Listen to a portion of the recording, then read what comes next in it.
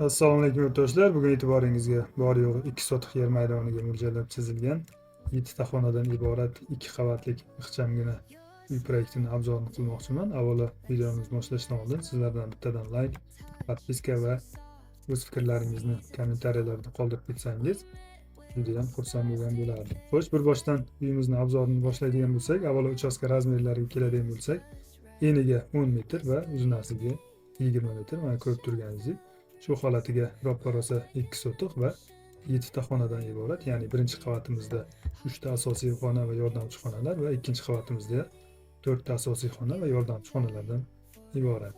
Xo'sh, bir boshdan tushuntiradigan bo'lsak, общем mana ko'cha tomondan ko'rinishi mana bu darvozaxonamiz. Ko'rib turganingizdek, bitta mashina bemalol sig'adi, yonidan o'tib qaytishlariga ham joy bo'ladi va mana bu yerda yozgi ayvonimiz bo'lyapti, yozgi oshxonamiz va bu tomonda bitta mana forchkamiz, hovlimiz uchun bitta hojatxona bo'lyapti.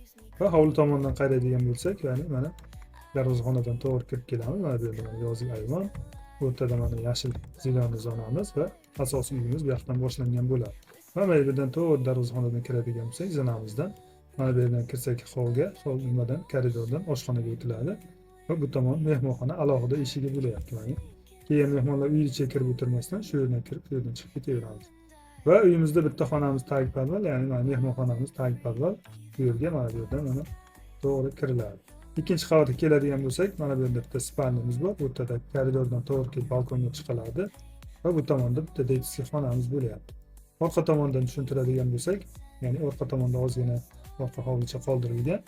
Qolgan xonalar bilan shu yerdan to'g'ri chiqiladi. Mana bu sanuzilimiz joyi, katyol xona, sanuzel, tualet hammasi shu yerdan mana bu yerga orqa hovliga chiqiladi. Bu tomonda bitta yotoqxona qoldirganmiz, birinchi etaj uchun, o'rtaxona uchun va bu yerda zinaxonamizni yopib turadigan oynasi bo'lyapti. Bu tomonda bitta detskiy xona, bu tomonda bitta detskiy xona. Umumiy hisobda ikkinchi etajimizda ikkita detskiy xonamiz bo'lyapti. Uyimiz pishig'ishdan qilingan, paltarashga pishig'ishdan. Bunga ketadigan g'ishimiz sarfi mana bu yerda yozganman. 32 ming atrofida pishig'ish mana bunaqa sarflanadi. Bu tomonlari qolgani sement blok, ya'ni shlaka blokdan qilingan bo'ladi.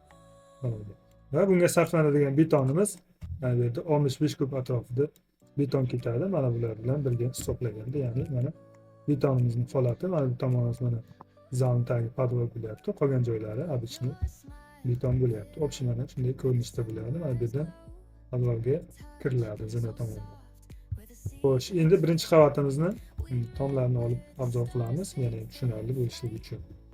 Xo'sh, ularni olib turamiz. Mana tepadan ko'rinishi uyimizni bu yerdan qilaman, ya'ni tushunarli bo'ladi. Shu holatida bitta endi obzor qilamiz.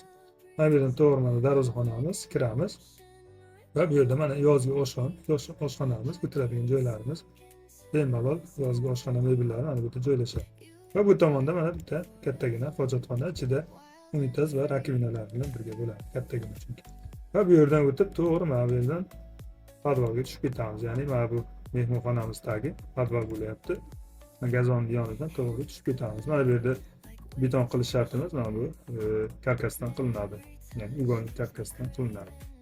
Xo'sh, bu yoqni tushuntiradigan bo'lsak, keyin mana zinadan to'g'ri chiqdik, chiqqanimizda mana asosiy koridor prixoshkamizga kiramiz. Bu yerda mana bemalol bitta shkaf joylashtirsa ham bo'ladi.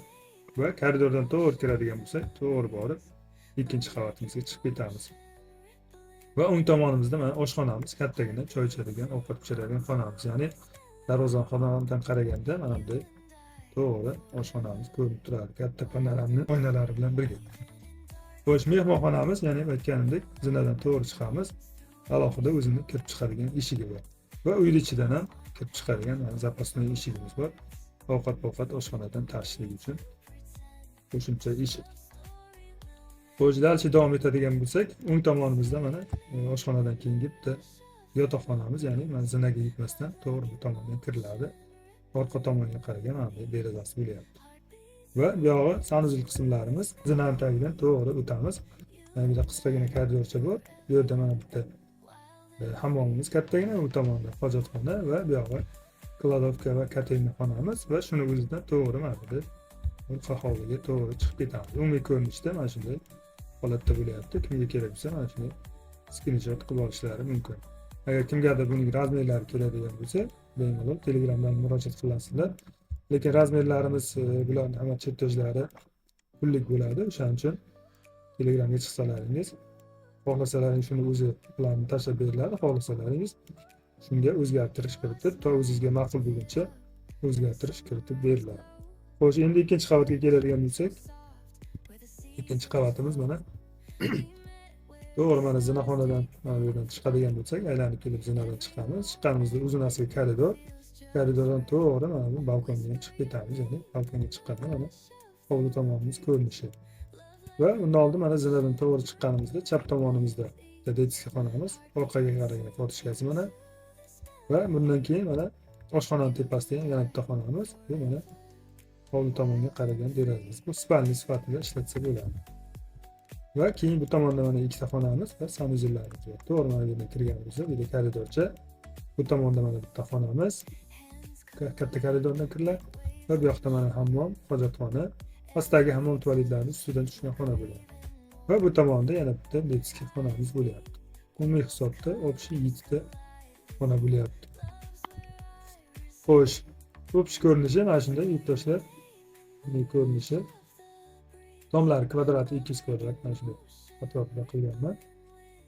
Buni qiysam joylari bor, boshqalari bor. Ba'zi sal uzoqroq olinadi.